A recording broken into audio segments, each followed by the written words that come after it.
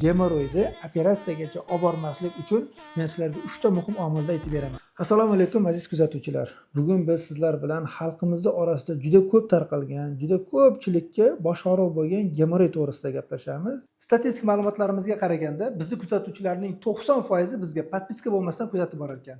Siz albatta bizga obuna bo'ling. Shunda proktologik sog'lig'ingiz to'g'risidagi eng oxirgi va eng aniq ma'lumotlarga birinchi bo'lib ega bo'lasiz. Tasavvur qiling, gemoroid bor odam og'rib qoldi, nima qilish kerak? Yoki qonab qoldi, nima qilish kerak? Yoki gemoroidni operatsiyagacha olib bormaslik uchun nimalar qilish kerak? Shu to'g'risida batafsil qisqacha gaplashib o'tamiz. Birinchi o'rinda, ya'ni gemoroiddan keyingi og'riq. Unda nima qilish kerak? Hojatga bordi. Hojatdan keyin achishuvchi og'riqlar yuzaga keldi. Bu gemoroid hisobiga bo'lishi mumkin. Anal kanali yorig'i, ya'ni trishinani hisobiga bo'lishi mumkin. Bunaqa payti iloji bo'ladigan bo'lsa, oz miqdorda margansovka bilan vanna qilish kerak. Ya'ni och qizil rangli margansovka tayyorlanadi, uzog'i bilan 3 yoki 5 minut o'tiriladi. Agar margansovka topishda imkoni bo'lmasa, oddiy iliq suv ham bo'ladi. Undan keyin orqaga maz vishnevskini qo'yib qo'yish kerak bo'ladi va albatta proktologga borish kerak. Endi svecha qo'yish mumkin, lekin anal kanalda trishina bo'lsa, tonus baland bo'ladi. Svechani qo'yish jarayonida ham og'riqli bo'ladi va agar svechani noto'g'ri harakat bilan siz shilliq qavatni travma qilib qo'yishingiz mumkin. Ya'ni qosh qo'yaman deb ko'z chiqarib qo'yishingiz mumkin. O'shaning uchun svecha qo'yishda bunaqa paytda maslahat bermaymiz. Margansovkali vannachka maqsad tonusni yechish. Maz vishnevskiy отекni olish va og'riqlarni pasaytirish. Juda og'riq kuchli bo'ladigan bo'lsa, to'q qoringa og'riq qoldiruvchi tabletkalardan foydalansa bo'ladi va proktologga borish kerak. Endi ikkinchi masalamiz, qonab qolsa-chi? Hojatga bordingiz, hojatga borganingizda qog'ozga artganingizda qonni ko'rdingiz yoki tomchilab oqdi qon yoki unitazni atrofiga fontanga o'xshab tizillab otildi. Nima bo'lgan taqdirda ham hojatdan keyin iloji bo'lsa 5-10 minut osmonga qarab yotish kerak. Diagnostika, ya'ni dif diagnostika uchun orqaga toza salfetka qo'yib qo'yish kerak. Sterilniy salfetka bo'ladimi, nesterilniy bo'ladimi, hech narsa bo'lmasa oddiy qog'ozni ham qo'yib qo'yish kerak. Nega? 5-10 minut yotganingizdan keyin qog'ozga qaraysiz, qon bormi, yo'qmi? Agar qon bo'ladigan bo'lsa, tez tibbiy yordamga 103 ga albatta murojaat qilish kerak, ya'ni aktiv qon ketayotgan bo'lishi mumkin. Siz ko'rgan qonda ma'lum bir qismi tashqariga chiqayotgandir, balki ichkariga ketayotgan bo'lishi ham mumkin. Unda ko'proq qon yo'qotib qo'yish mumkin. O'shaning uchun tez tibbiy yordamga murojaat qilinsa, albatta bemorda hayotiga xavf soluvchi omillardagi risk ancha kamayadi. Ya'ni o'z vaqtida malakali tibbiy yordam ko'rsatish imkoni yuzaga keladi. Qog'ozda ko'rdingiz, qon yo'q, to'xtadi. Demak, xotirjam bo'ling. Demak, qon gemoroiddan ketgan, hojatdan keyingi siqilish hisobiga qon to'xtab qolgan. Bunaqa paytda agar uyingizda bo'ladigan bo'lsa, qon to'xtatuvchi tabletkalar, trimin, ditsinon kabi dori vositalaridan bir dona ichgan holatda albatta proktologga boring.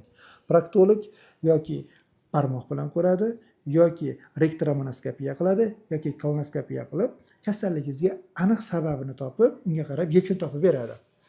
Tak, endi gemoroidni operatsiyagacha olib bormaslik uchun nimalar qilish kerak? Birinchi o'rinda proktologga ko'rinish kerak. Chunki gemoroidda asoratlari bor. Masalan, qonash, tushish hamda tromboz asoratlari bor. Agar sizda gemoroidda tushish asorati bo'lsa, uni birinchi, ikkinchi darajasi bo'lsa, albatta proktologga borib, uni lecheniya qildirish kerak. Shunda operatsiyagacha yetib bormaydi. 3-4 daraja bo'ldimi? Farqi yo'q. U baribir operatsiyaga boradi. Endi qonash yoki trombozni yengil darajalari bo'ladigan bo'lsa, unda ham lecheniya qilish mumkin.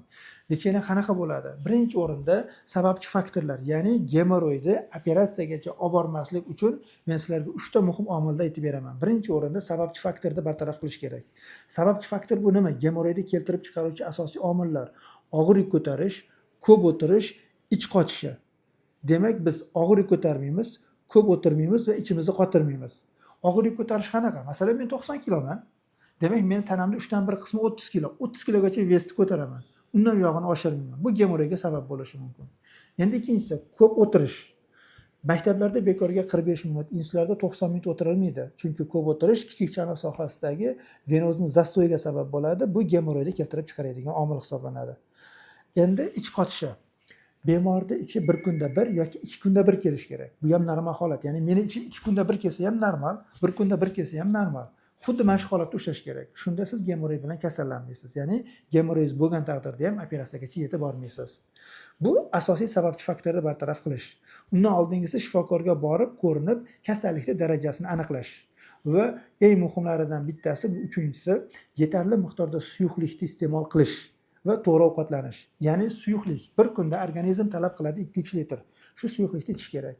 Kun davomida kollagenga boy bo'lgan oziq-ovqat mahsulotlari, meva, sabzavot, ko'katlarni iste'mol qilish kerak. Bu ichakdagi shlak, ya'ni ichakning ichidagi axlat massasini elastikligini oshirib beradi va qatishini oldini oladi.